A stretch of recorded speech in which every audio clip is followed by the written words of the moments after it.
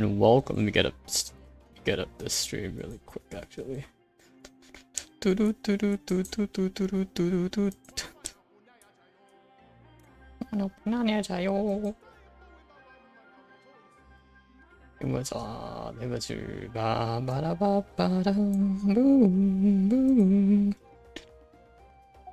are gonna do some artifact domains as per usual.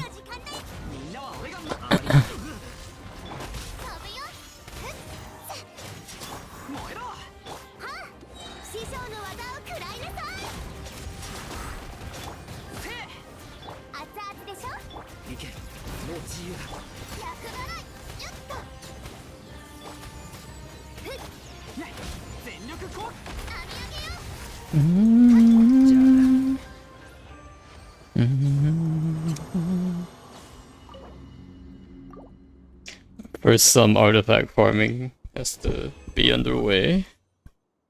What is this trash? Ugh. Alright, two more. Two more.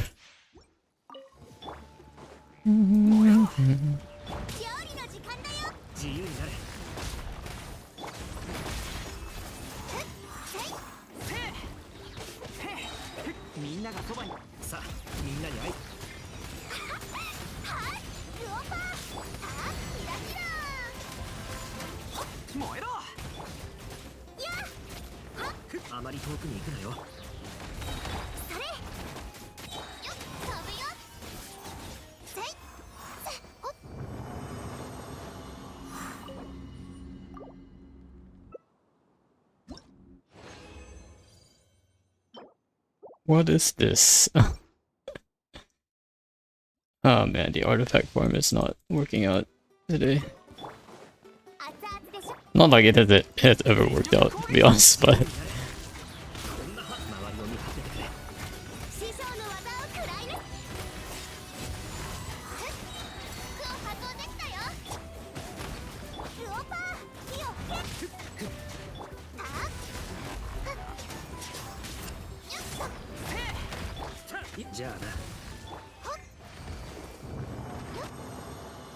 Brushy is redeemed first. Great job, Brushy. Thanks for the first to redeem. Hope you're having a good Sunday. Cryo damage bonus. Oh, interesting. It's supposed to be like a DPS Hilali set or something. Just that easy. Easy indeed. By the way, it's time to play Honkai Star Rail for your Kappa. Not like this. Bro, I don't even play Fate GO, so... I don't know what you're talking about. But yeah, it looks pretty cool. Like, you're gonna get Saber. Make sure you wish for Saber in my honor. I'm hoping everyone wishes for Saber. Get like C6 Saber in my honor. Should probably be pretty good, right? Probably, question mark. I hope she's meta and not like turns out to be like some alloy disaster. Nah, I'd probably get E2 S1 at most. What? That's still pretty good. They haven't like leaked anything about their kits yet, right? Besides the animations. I'm not a whale. Yeah. I guess if I were on like Honkai, I probably would. Okay, here's my take. Here's my take. If Saber gets like a collab with Genshin, 100% C6 R5. Like 100%. And that might be the only character I C6 R5. But I'm not gonna play Honkai just because Saber is there.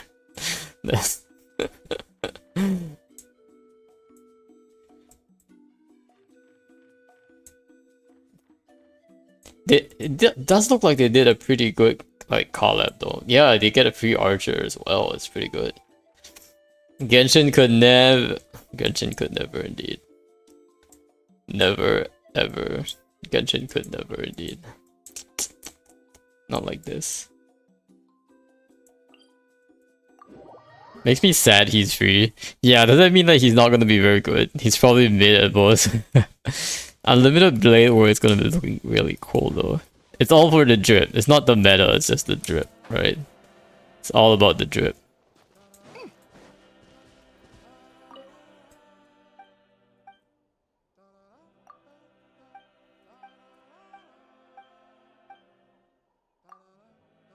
I don't technically need meta. I guess Stario probably power creeps a lot harder, right, than Genshin. I would guess, because there's like, you know, not much to the combat. There's not much like skill you can put into the combat, so the only way you can really improve your team is pulling for new characters and stuff.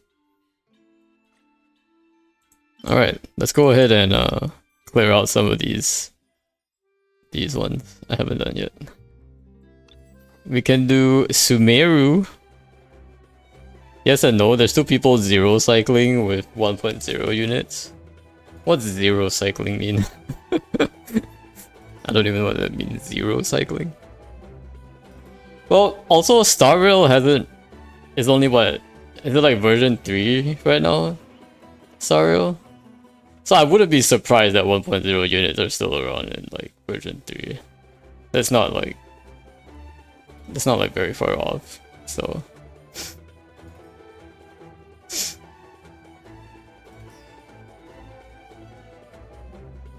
But I know there were folks who were like trying no wish on like Star Rail before, but they mostly had just given up because it's like kind of pointless. There's no like additional thing you can do to like make your make a wishlist account. Like you can, there's a limit to how much you can max it out, so I think most of them have just given up on the Star Rail challenge. Alright, let's try this one. I don't think I need a legendary, right? I can just do these on pro, right? Yeah, let's just do these on pro. I haven't done this in a while, so I might be a bit rusty. Then again, even if I've done this in a while, I probably would miss a bunch of notes.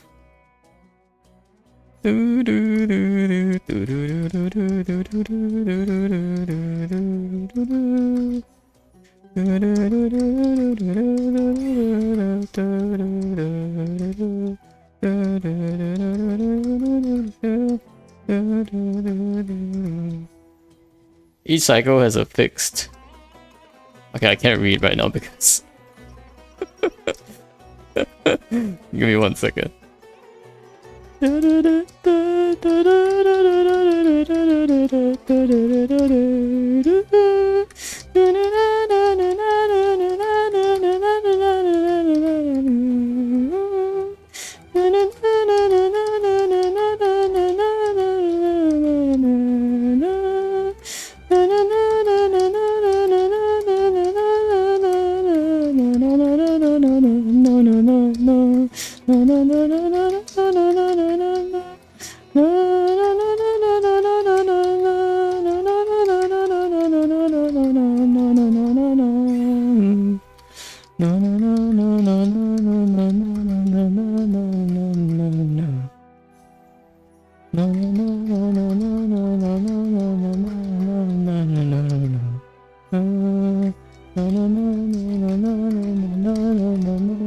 There's too many notes.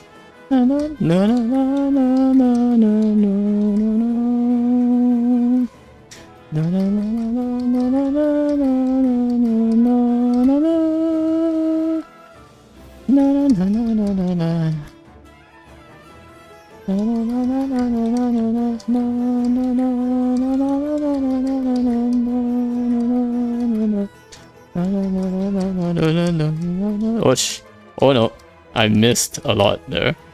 Where's the... Oh my gosh. Each cycle has a fixed number of action value. Each unit uses a certain action value when it's their turn, depending on their speed stat. They use more or less action value 0 cycle. It's pretty much finishing the combat ship within the 0 cycle. Oh, so it doesn't even start at cycle 1, it starts at cycle 0. There's 30 cycles total for each stage, so Team 1 should ideally use under 5 cycles, and Team 2 should also use 5 or less cycles. There's a total of 10 cycles out of 30 to grant you full stars. Oh, okay, so it's not like a timer, like, I guess, yeah, it makes sense. In a turn-based game, like, it's not so much a timer, but the number of, like, almost like quote-unquote rounds. In this case, cycles. I guess that makes sense. Like, you only have a certain number of action points to spend to clear it. You need to do 9 to 12, which resets each cycle. Oh, I see. So if you could do it under 10 cycles out of 30, you get the sort of is the full clear. That makes sense. Interesting. Instead of like a timing thing, it's a cycle thing. Depending on your speed, you can take multiple turns within a cycle. Yeah. Okay. I see what it means. So like the action value, but it's kind of like it's supposed to like simulate time almost. So the faster you are, the more actions you can do within like a specific cycle. So that makes sense to me. Although typically in a turn-based game, I think of it as like, I guess there are different ways to implement like a turn-based system. So speed is one of those. Like doing this cycle thing is probably one way. I've also definitely seen like ATB type, like active time battle type.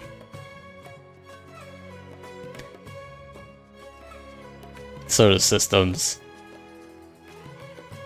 Zero cycling is hard even on brand new characters, and considering sort of 1.0 units can still do it, it's crazy.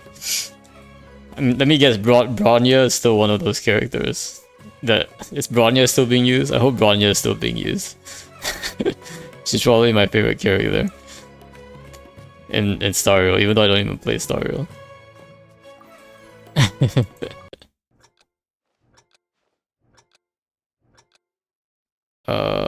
Boop. Sometimes. Oh man, that makes me sad. Sometimes only.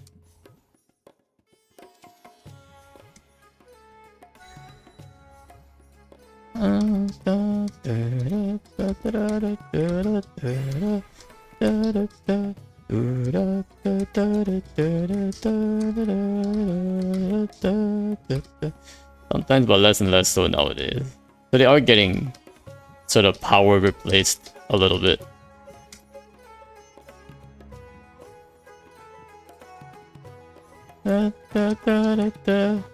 Are Saber and Archer's elements good though? Like, are they like good for the roles that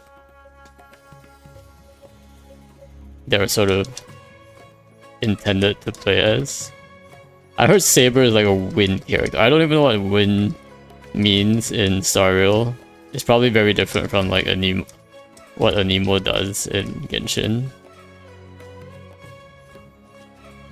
But I guess it makes sense for Saber to be a wind because she has like invisible air. I don't know how I missed that. I hope Saber is at least good in Star Rail. My namesake has to be good. The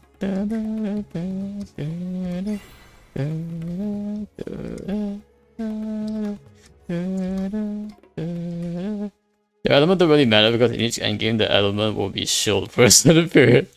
Not like this. Like in Genshin.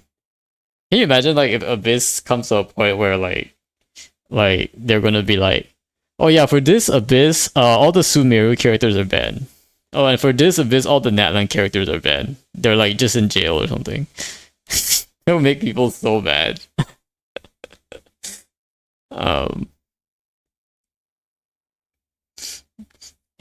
It would be really, really funny if there was like an Abyss where like Chamber 1 like Malvika is really good. And then Chamber 2 is all Pyro Slimes. And it's like the easiest pyro slimes ever. It's just like that would actually be so ridiculous.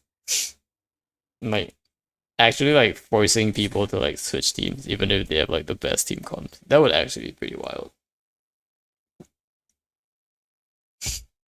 It would make like even the regular wishes like be like, oh, I can't clear Abyss with like a single team now. I have to like restart. Then they'll feel my pain. They will feel my pain. I guess their element kind of matters if you consider what other units have the same element. If they could do that better, particular endgame better than Saber. Yeah, I'm kind of hoping like Saber becomes like a good meta character, but I also know that because it's a collab, like it might not be the case. You know, it would kind of be weird for like a collab character to be like a big spot in the meta and like it's used all the time. You know what I mean? Because you imagine like showcases always have Saber or something like that would feel like. I mean, it would feel nice to begin with.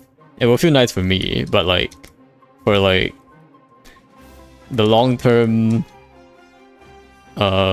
view of like Star Rail would be really weird if it was just Saber and like you could only get Saber in this event and all the newer Honkai players could never get Saber again. So I have a feeling like they won't make her too meta. Like they'll probably make her like strong but not like irreplaceable, you know. So in terms of like her place in the meta.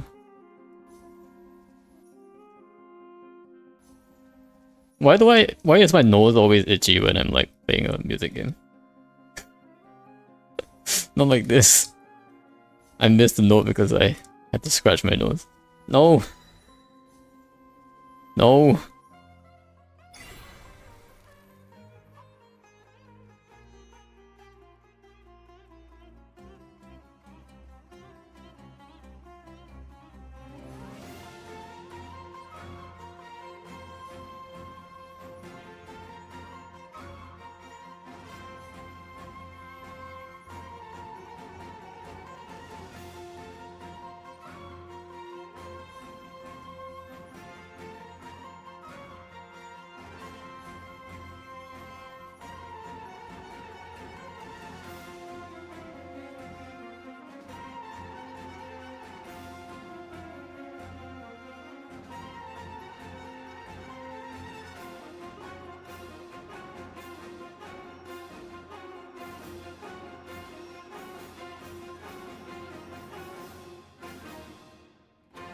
Oh, I just kept going. We don't even know if they're banner reruns. I think they probably won't rerun, but yeah. I heard the banner lasts a pretty long time, and it's pity it's not shared with other banners. This implies other limited banners will run alongside normally. Probably do that the collab has a fair chance of getting our money, lol. Yeah, I think Saber will be a pretty popular poll for sure. So that the collab has a fair chance of getting, yeah. I'm pretty sure a lot of people will pull for Saber. But whether or not like literally everyone pulls for Saber depends on how meta or like how strong she will be. I guess we don't really know yet, right? We've only like really know the designs, but I don't think like there are any details about their gameplay or like their stats or anything like that have been shared yet. My guess is she'll be strong but not broken.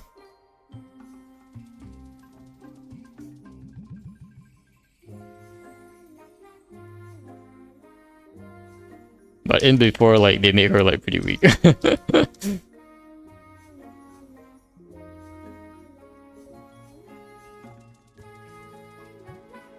As long as she doesn't get like the alloy treatment, which I don't think she will. I think people will be mostly fine with it. But yeah, free Archer definitely sounds a little worrying. Archer is also one of my favorite characters in Fate. Like, I would say like he's a very close second. Very close second. In terms of like my favorite servants in the series.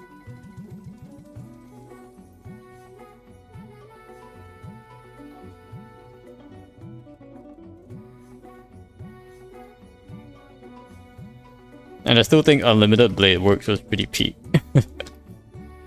Even though I do recognize that Heaven's Field is also pretty peak, like a pretty good ending as well. Like they don't want us to gamble like addicts right now, so we lose and wait for guaranteed till the banner. If that happens, I imagine Fate will get less revenue. Does like, oh, I guess I never thought about this, but I guess Type Moon will get like money if people pull on the Saber banner, right?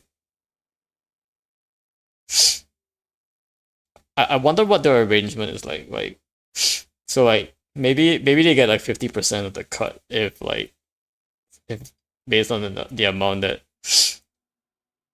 Yeah, probably, yeah, which is why pity isn't shared. Yeah. I mean, pity isn't shared kind of makes sense. Anyway, because it's like a separate banner, I'm guessing. But I wonder what the split is going to be. I guess it depends on like how much effort Type Moon put into the whole collab project. They probably discuss like their terms and stuff.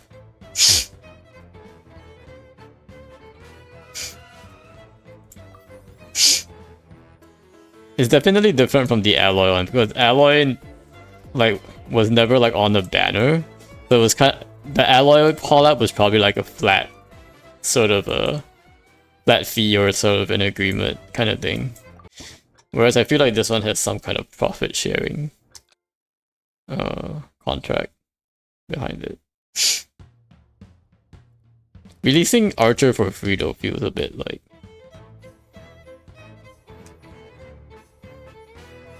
is like, what is Type Moon really getting out of this? Like, are they like promoting their newer game or something? Is there that one I'm not sure about. Like, is there a new Fate game coming out that they're promoting, or do you get like bonuses in Fate GO or something? Because how much they get out, if they're not getting anything out of it besides the banner, then I'm guessing like there's a pretty good chance of like a 50-50 split on the banner revenue. So that would be like the only like perk from their standpoint. Oh no. Oh, I missed everything there.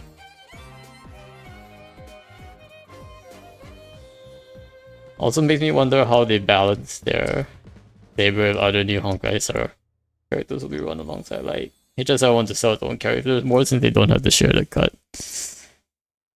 Well, yeah, but they could also like run like non-meta characters so that like, you know, they can run like less competitive options on the banner alongside, so that it's not like too bad. That's probably how they're gonna do it, I think.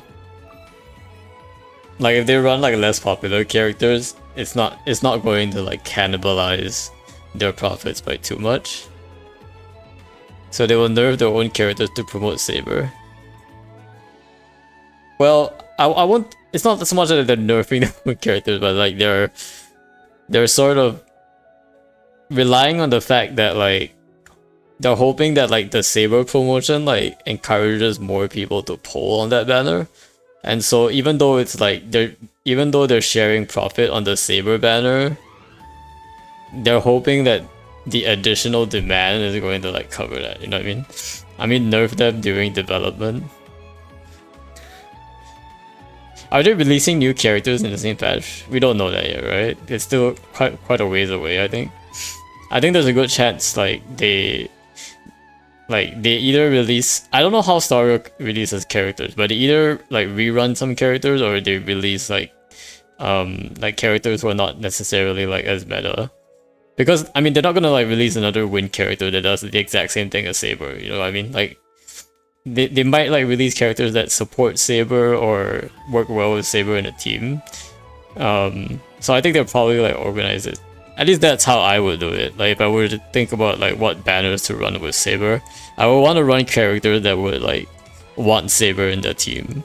Or like Archer in the team, I guess. So like I think they will definitely like strategize to make Saber like the main banner that people will pull on, I think. And hope like the demand sort of makes up for it in that case.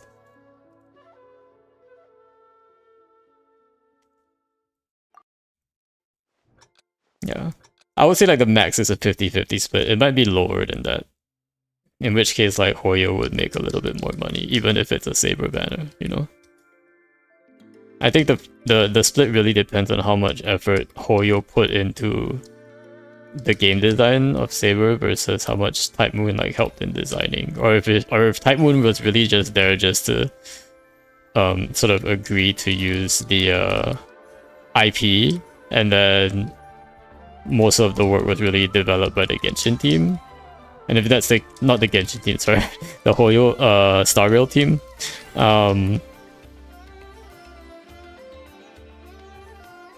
Wait, didn't I already play this song? Hold up. Am I like tripping? Did I just replay the song? Whatever.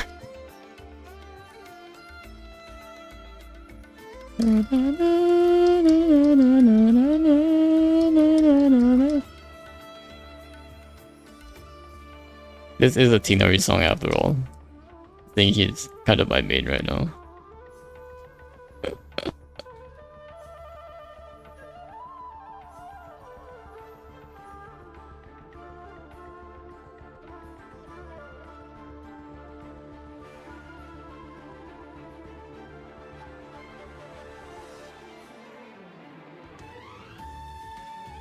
Oh, that was a hold note. I didn't even notice. Oh, the colors are way too close to the background, that's why. Oh my gosh. Okay, it's slightly better now that it's darker.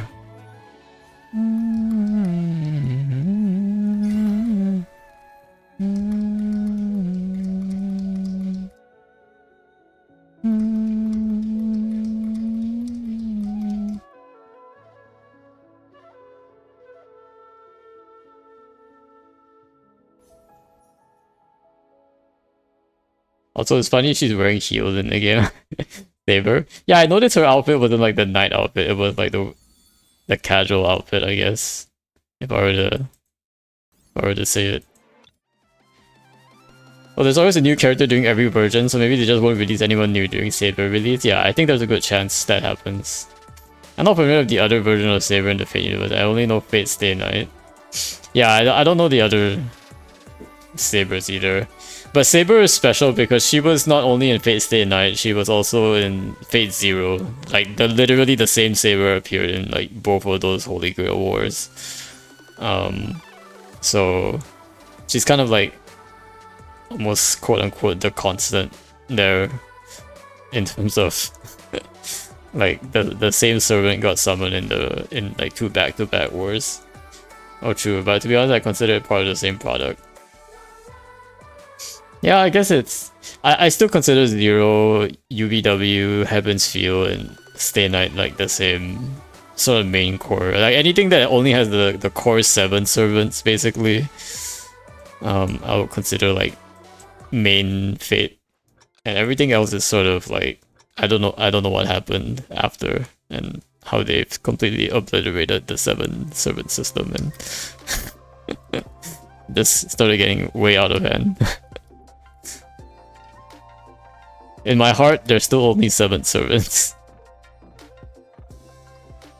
Saber, Archer, Lancer, Rider, Caster.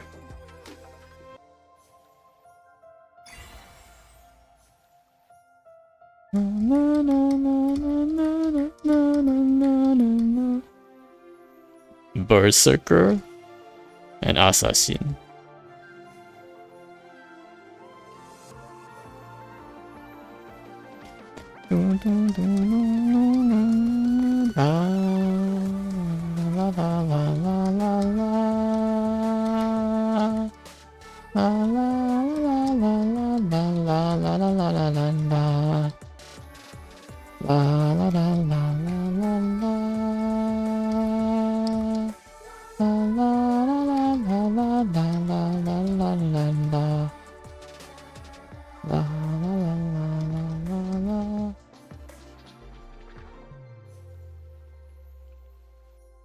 I ended up playing both games together, so it's blended as one in my head.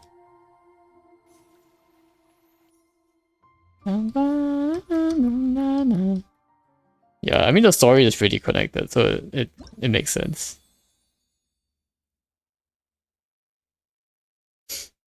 Wait, was Fate Zero also a game? I didn't realize. I thought I was only aware of Stay Night as a game, but I guess it makes sense that all of them were games. What's Fate? Was Fate Zero like a BN, or is it only an anime? I don't remember.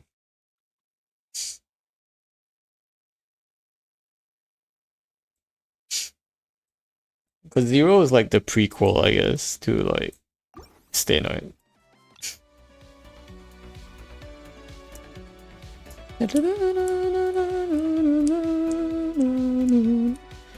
This is one of my favorite Sumeru songs.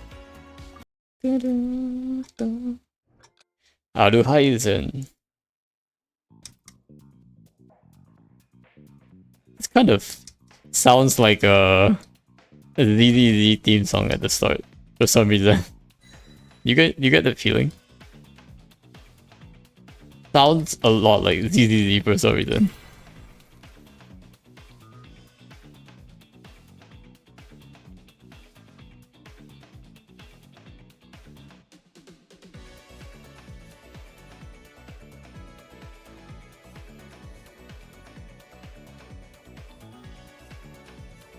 I really chose a very bad place to play this. I need to like teleport to a different place with more like blue ocean behind me. But this is really hard for me to see.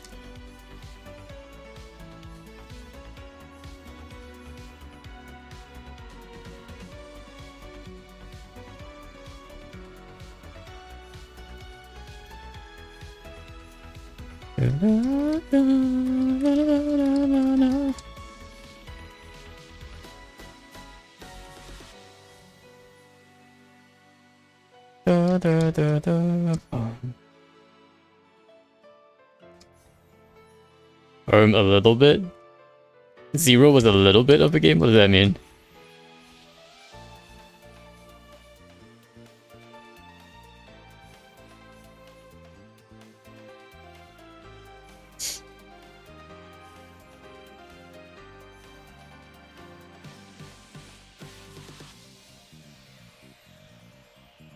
This is a long one. This is a long song.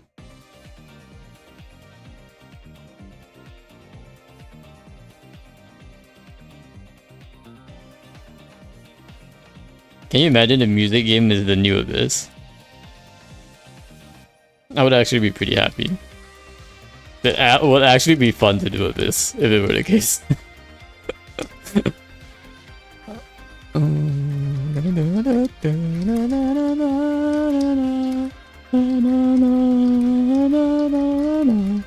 The true endgame that Genshin always needed. A music game. Now if only this gave me promos every month.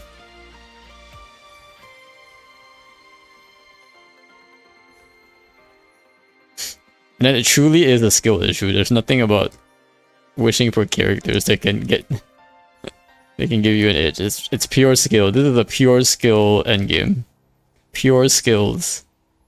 Well, I guess like people can probably cheat, but now responding to the ZZZ comment. Oh, you mean the yeah.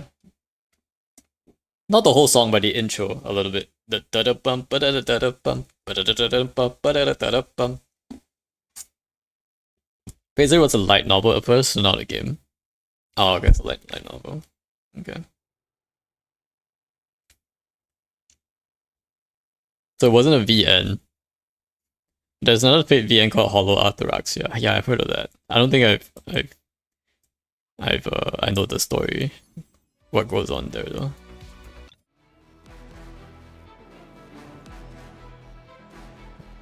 Ooh, side note Steam. Oh, wait. I'm supposed to TP out of this place. This place is not good for playing music. Oh, Serenity Pot actually has stuff. Maybe we'll go here.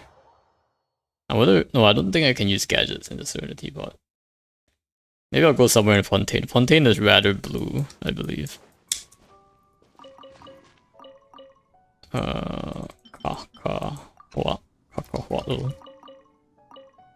I'm still very confused at these like Natlan names that end with TL. I don't understand. I don't know how to pronounce these. Like all the Natlan names that end with TL. Like the Seokodal.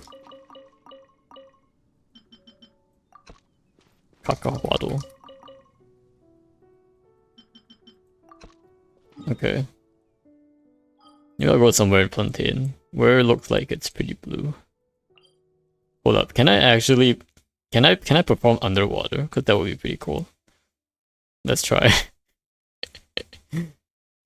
Wonder if I can do this music game underwater.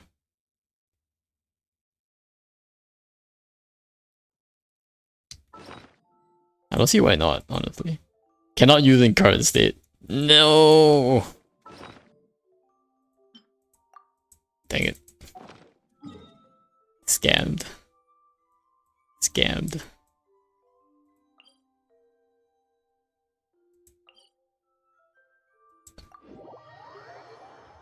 They should have just added an animation for playing it underwater. That would have been nice. I guess I'll just use this background. Let's see. This place looks blue enough. This looks pretty blue, doesn't it? Alright. And then I'm gonna face this way. Oh wait, I'm swimming now. This is too deep water. Okay, here. Over here. This place is pretty blue. I'm gonna face this way, and then I'm going to use... Why is it my camera turn like that when I open up the menu? Okay, we'll do it like that.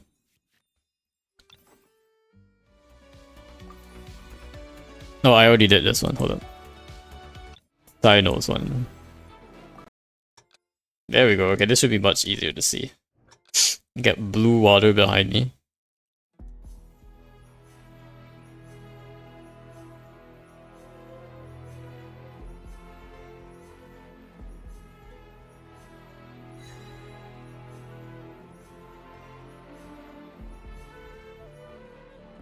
Oh wait, I hit the wrong button there. Dang it.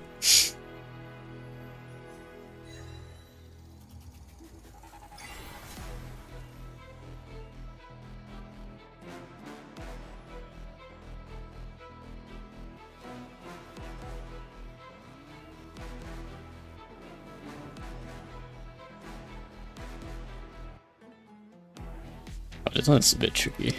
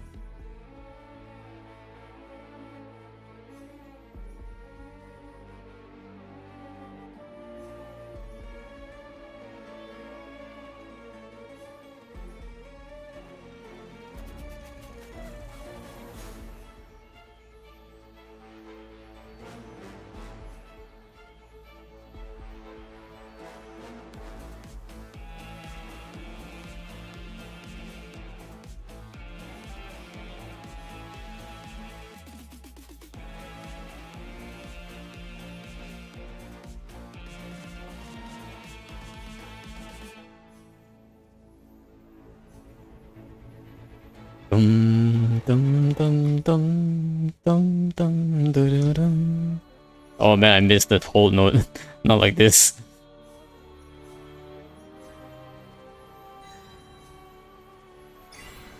Alright.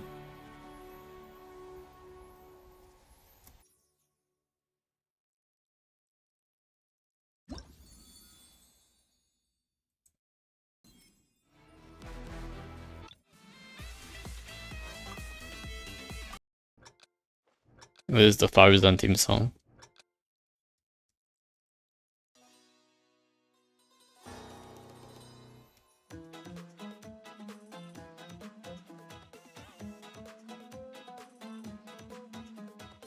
One thing that's always impressed me is how much effort they put into their 4-star characters designs.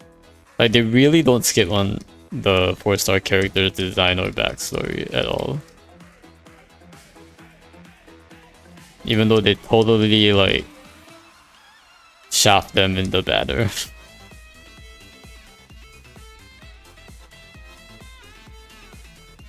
And also in their kit most of the time. But, like, you can really tell, like, the character design team is, like, completely different from the meta design team.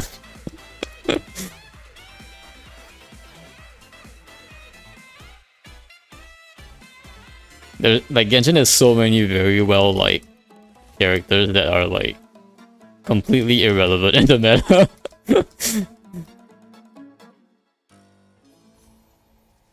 Like, you can tell, like, there's a lot of love put into these characters, even though they're not meta. They almost level 90, you just need a few more worm eggs, let's go. Yeah, I'm also thinking of, like, characters like Corin. You know, Powerton's also a really great character. Candice, you know. Why are all of these Sumeru characters? Sumeru just got shafted, man. I think like, yeah, my take is that, like, you know, there's definitely like some quote unquote level of power creep that's fine, but I would like that level of power creep. I wouldn't even consider power creep. I would just consider, like, just make a character feel good to play. You know,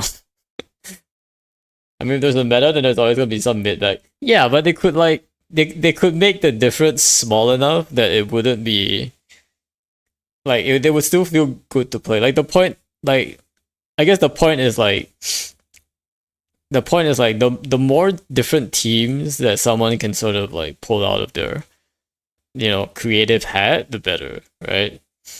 And the more restrictive that list of set of team is, the more like power creepy slash like meta slavey people are gonna feel. So, like, just make some of these, like, Faruzan could have been great, like, if you know, didn't need C6 on her to even be viable. You know, Clorin could have been really good. Candace could also have been really, really good for, like, you know, what she provides. Um I guess Chevrouse is still like being used, but again, you do need her at C6 kind of ish. But even without C6, she's still like slightly better. There are just so many like opportunities to make like characters viable. Like, I'm not asking for them to be top of meta. I'm just asking for them to be like abyss viable, which I guess is in a way saying I want them to be better. Um, but I think there's this fine line, right, where like there's like a bit of a disconnect between like basically like the character development team and the combat development team, and they're like, I don't know how they strategize it. Maybe this is part of the strategy, but it's kind of a weird thing. But like making like really really like likable characters that are not meta is just, it just feels like very like disingenuous a little bit. Like, you get like the Chioris of the world, but she kind of feels bad without C1. And you kind of really need C6, like, to really, you know, until like she feels really like, you know, actually on par with some of like the C0s of other characters, basically. So yeah, I mean, that from that perspective, I can see why, like, the so-called, like, the quote unquote, like, if these characters were just like released better, you know, rather than, like, I totally agree that like anti power creep is pretty bad as well. So like releasing characters that are just worse than like 1.0 characters is kind of definitely kind of sus, because that just doesn't make sense in any circumstance. Like you're not selling the character, and like people also are also gonna hate you for it. So there's no reason why you should ever like sort of under creep, if that makes sense, like anti power creep your characters. And I do get the criticism that like at least throughout 2.x and 3.x Genshin might have been doing that just a little bit. I mean outside of like their archons, they were doing that for most like just a little bit in terms of like their fight stuff. Like the fact that they even released Kokomi with like a negative natural crit rate is kind of ridiculous to be honest. Um like I know they were trying to balance some stuff on their end, but like Kokomi should not have been locked out of crit rate. That's just they're just they're just they're just bad. Um to begin with. Um but yeah. Just I don't know. They definitely have some metric to be able to scale the characters. It's almost like think here's an analogy, right? Like you have a playlist of songs and you sort of like but because they're all from like different albums, like they're like the volume or like that each of the songs are being played at like sort of differs. And so typically like what I would do is I would run it through a program and it would like apply gain or degain until like each of the songs are all like the same level, same volume. So there's like and there's still like slight variance obviously, but it's within like a reasonable range where you don't really notice the differences in power levels, in like volume levels. So that's the same idea here, right? Like you want generally like a cast of characters that like they're all mostly the same volume in the sense like they mostly have the same sort quote unquote power level. But it's sort of like how you're combining the teams and how you're being smart about equipping weapons that take like characters to like a new level kind of thing. So not so much like the character inherently themselves are like amazing, but the combination of the characters, whether it's through gameplay or through like the elements you're using, or it's just some kind of a character mechanic, that's what like brings them over the top. But I can't say the same for like Genshin characters because like the power levels are all over the place from the like 5 star like the 5 star range is like like that's how wide the worst 5 star and the best 5 star. This is how wide the range is. It's kind of ridiculous. It's they do a good job mostly making characters strong according to their game lore. Really? Like in-game lore? You think so? Like, I don't know. Like Zhongli had a big pushback when it was first released. um, I don't know. And then Raiden is technically supposed to like destroy everything, or I don't know. Like thinking of Arlecchino, Neuvillette, and Mabrika. Yeah, I get it for like the later characters, but a lot of the earlier characters, they weren't really doing a very good job, to be honest. Which is why, like, for a long time, it felt like Genshin was a bit anti-power creeping. Raiden is still good, bro. But according to like in-game lore, Raiden shouldn't just be good. Raiden should destroy everything. That's according to lore, right? Raiden shouldn't be good. Raiden should be in like unstoppable. Like she should be like invincible according to lore. If we're going like by lore standards, right? She can like literally like tear a rift in like reality and create like her own sort of alternate universe where she doesn't have to deal with Abyss at all. I don't know where she stands in power scaling. I think the general consensus is that Raiden is still pretty good, but has been getting power crept over time. I think that's the general consensus. Not to the point where like it's too much of a problem because he's still really good in like a national team, and national team itself is still very good. But that's not so much like Raiden making it good, but Xiangling being amazing. So Zhongli was a mistake. Zhongli was definitely a mistake. Zhongli was a very big mistake. Yeah. But I don't know. And then you have like Baressa, who's like literally like what is Baressa lore wise? Like literally someone who trained under Yanzan and she's like hella strong. Like you know what I mean? And then you have like Moalani and like oh no, I mean power scaling as in how strong she is in lore. What do you mean by like how strong she is in lore? Because like technically like Raiden is supposed to be like literally be like the Electro Archon. Yeah, she's been eating a god for so long. Wait, eating a god for so oh, you mean the mushroom the little mushroom god? Is that why she's like crazy strong? I don't know. I don't know if that takes her to the power of the Archon though.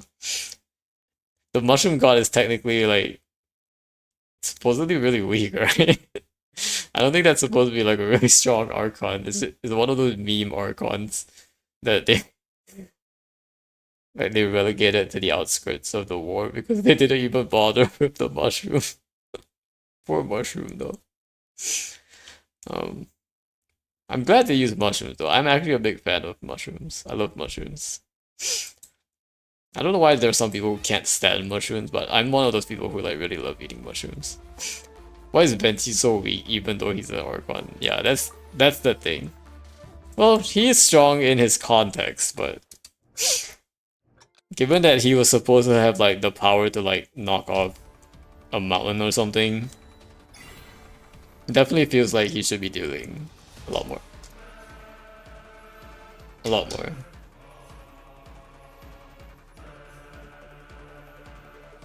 And even in Abyss, dedicated to Venti, it's pretty clear like you don't like Venti is kind of debate, right? Like people are gonna pull Kazuha in the upcoming Chronicle banner. Or just use their C6 Sucrose. So honestly, like I was strongly considering pulling Kazuha, but I've been hearing a lot of opinions on how like really you really only need Kazuha right now for grouping content, right? And in most cases, I would say if I had Sucrose, for example, she would fulfill that role, making like Kazuha not really that important. Like there are always like runs out there on YouTube that just show Sucrose doing this. Like it's harder to do it on Sucrose, obviously, but like basically doing the same thing, fulfilling the same role as like Kazuha. Maybe not as good, but enough to get them, the stars or get them the 36 stars. So I almost feel like pulling Kazuha is a bit of a scam, especially because he isn't a waifu. I'm technically not supposed to pull for like non-waifus, so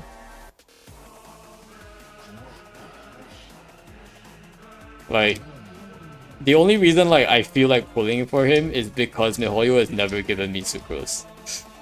So but I feel like if I had Sucrose, I would feel like a lot less inclined to pull for him. You know what I mean? I don't know how you feel about it, but how much Sucrose can sort of replace like a Nemo grouper on the team.